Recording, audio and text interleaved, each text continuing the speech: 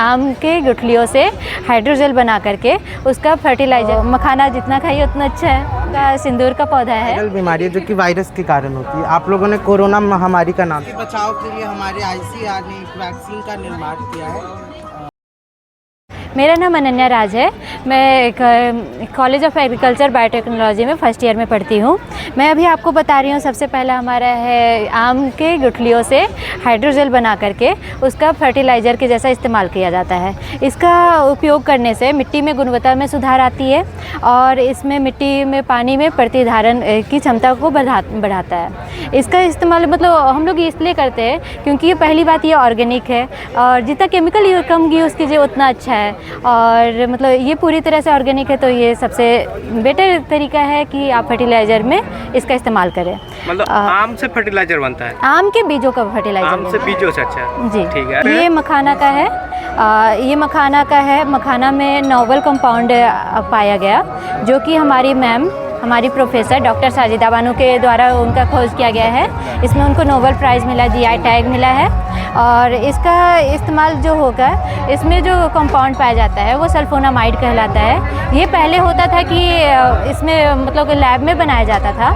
अब हो गया कि हम लोग जब खोज किए तो हमें पता चला कि ये मखाना में पाया जाता है। इससे ये होता है कि कैंसर से लड़ने में क्षमता प्रदान करती है, इम्यूनिटी बूस्टर के रूप में यूज़ होता है और ये सुपर फूड है। तो मखाना जितना खाइए उतना अच्छा है। और ये हो गया आपका सिंदूर का पौधा है। सिंदूर का? अच्छा, जिसकी पत्तियां मतलब तोड़ने से रेड हो जाती है? नहीं, इसका बीज से रंग आता है। अच्छा, इसमें इस तरह का देख सकते हैं कि बीज रहता है, इस तरह से बीज आती है। ये सिंदूर का बीज ये भी सिंदूर का बीज है ना? यस मैम, यस सर, ये सिंदूर का बीज है।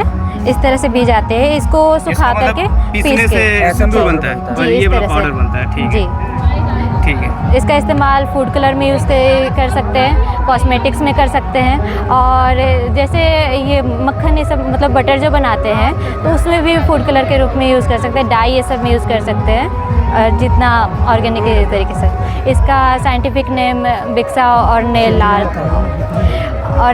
ऑरेलाना है। अच्छा, ठीक है, आपको बहुत बहुत धन्यवाद। धन्यवाद। दिखाने के लिए। मेरा नाम शुभम है, मैं बायोटेक्नोलॉजी का छात्र हूँ और ये लंपी डिजीज़ के बारे में हम लोग जागरूकता फैला रहे हैं।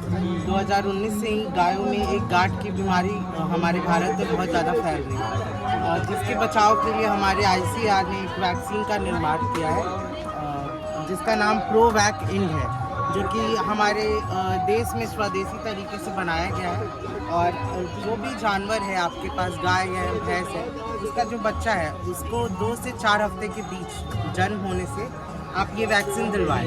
उससे ये जानवर को लंपी डिजीज़ नहीं है और हर साल एक बार ये वैक्सीन आप दिलवाएं। और ये वैक्सीन कोई भी सरकारी पशु चिकित्सालय में आपको 1 से 2 रुपये में या मुफ्त में उपलब्ध है। और अगर ये लंपी डिजीज़ किसी जानवर को हो जाती है तो उससे ये एक संक्रमण वाली बीमारी, अगर उसको एक मच्छर या मक्खी काट रहा है और वही दूसरे को भी काट रहा है तो ये बीमारी फैल सकती है। तो अगर आपके नॉन में कोई जानवर है जिसको लंपी डिजीज़ हो चुकी है तो उसको आप लोग आइसोलेट कर दें, एक तरफ कर दें और उससे दूसरे जानवर को बचाने के लिए नेट का प्रयोग करें ताकि ये बीमारी और फैले। और इस बीमारी को आप आसानी से पता लगा सकते हैं।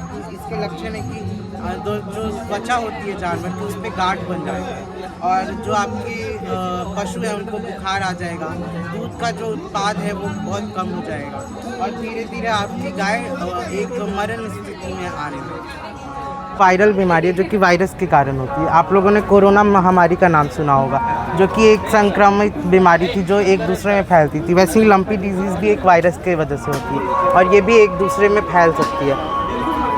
मेरा नाम प्रशांत कुमार चौबे हो गया, जो यहाँ पे CAVT सपोर्ट से सपोर्ट से बायोटेक्नोलॉजी डिपार्टमेंट से हम लोग हमारे अनुनय कुमार फ्रॉम CAVT मॉडल है। तो यहाँ पे मेन हम लोग का ये है कि इस बार के किसान मेला में हम लोग गेहूं की खेती को ज़्यादा दिखाई दी। पहले तो जैसे माइक्रोबियल डिवीजन से हम आइडिया आपको बताइए, जैसे तेल और ईंधन उत्पादन में और हम सब जानते हैं कि हमें हानि पहुँचाती है। दरअसल ये हानि नहीं पहुँचाती, हमारे उपयोग में भी आता है। पहला पार्ट हम ये बताना आपको बताएंगे, जैसे ऑयल एक्सट्रैक्शन। यहाँ हम जो एक ऑयल एक्सट्रैक्ट कर रहे हैं जहाँ अल्ट्रासोनिक बार एक मशीन है, वहाँ पे मतलब ये चीज़ यस, एक जीवाणु और फंगी की मदद से, जैसे यहाँ पे देख सकते हैं, यहाँ पे नाम लिखा हुआ है, अलग अलग तरीके के बैक्टीरिया फंगी के मदद से इस मशीन में हम लोग उपयोग लाते हैं।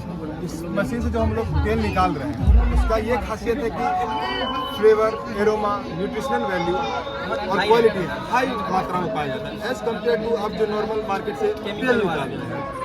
और साथ ही साथ दूसरा पार्ट में हम ये बताना चाहेंगे कि बायोगैस प्लांट, इसमें भी हम लोग ऐसे दिखाना चाहेंगे कि जीवाणु की मदद से बायोगैस हम लोग निकाल रहे हैं। जैसे इसमें 3 टैंक है, inlet tank, digester tank, outlet tank. Inlet tank में हम लोग गीला कचरा और पानी साथ साथ उसमें डाल रहे हैं। इसमें होता है क्या है कि इनलेट टैंक से फिर ये डाइजेस्टर टैंक में आते हैं, जहाँ पे बायोगैस प्रोड्यूस हो रहा है with the help of methanogen bacteria. जिसमें गोबर, जिसमें इनलेट टैंक में हम लोग क्या करते हैं, जो किचन का हम लोग का वेस्ट निकलता है, सब्जी का छिलका हो गया, फिर डिग्रेडेबल जो कि प्लास्टिक का ना यूज़ करके हम लोग गोबर भी डालते हैं वहाँ। तो गोबर में मेनली क्या पाया जाता है, मिथेनोजन बैक्टीरिया पाया जाता है, जिसमें हम लोग पूरा पानी ऐड करके उसको उसमें हम लोग इनलेट टैंक में छोड़ते हैं कुछ दिनों के लिए। फिर उससे क्या होता है, वो अपना बैक्टीरिया अपना काम करता है, जिससे कि वो इसमें गैस जनरेट करता है, प्रोड्यूस करता है। तो ये स्टोरेज टैंक है, तो इससे स्टोरेज से हम लोग एक आउटलेट पाइप देते हैं, जिससे ये फ्लेमेबल गैस निकलता है, जिससे आग लगती है। उससे हम लोग ईंधन उत्पादन में भी कर सकते हैं और इलेक्ट्रिसिटी जनरेट भी कर सकते हैं, जिससे मतलब कि खाना बनाने के लिए मतलब ये एक घर का मॉडल हो गया, इसमें खाना भी बना सकते हैं और बिजली पैदा कर सकते हैं। और ये नाम सारंग है, I am first year student of biotechnology और यहाँ हम लोगों ने बायोइन्फॉर्मेटिक्स डिपार्टमेंट को शोकेस किया है। ये मेरी बैचमेट। मेरा नाम श्रेयशी है और मैं CABT की फर्स्ट ईयर सेकेंड सेमेस्टर की स्टूडेंट हूँ। ये हम लोग बायोइन्फॉर्मेटिक्स का एक मॉडल बनाए हैं, जिसमें ये एक अनडेवलप्ड एरिया यहाँ दिखाया गया है और यहाँ पे दिखाया गया है कि कैसे कैसे हम लोग इससे डिजीज़ निकाल करके यहाँ पे दिखा देते हैं जो मेन डिजीज़ है। और यहाँ पे बेसिकली एक लैब दिखाया गया है और एक ये डेवलप्ड एरिया दिखाया गया है। लैब में हम लोग जो भी मतलब डेवलपमेंट करते हैं और कैसे यहाँ पे हम लोग इम्प्लीमेंट करते हैं।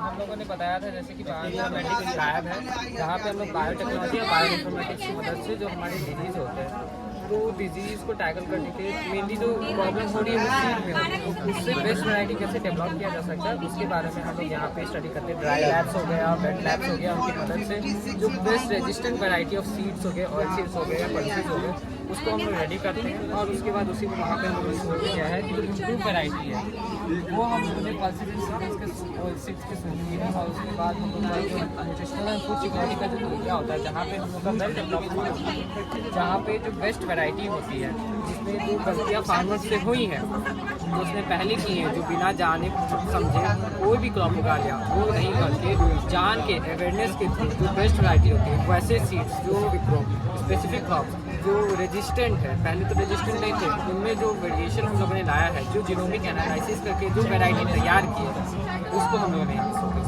मतलब सिंपल भाषा में बोले तो जो बेस्ट जो सीड होता है, जो वेराइटी होता है, उसी का उत्पादन किसान लोग करे, यही मोटिव है। सिंपल इस मॉडल का ये है कि बायोटेक का यूज़ करके, बायोटेक्नोलॉजी का यूज़ करके एग्रीकल्चर में डेवलपमेंट कैसे कर सकते हैं, इस मॉडल से यही दिखाया गया है। उनका फसल बोल सकते हैं बिना विज्ञान की कृषि अधूरा है। जी जी जी, ठीक है, आप लोग का बहुत बहुत धन्यवाद।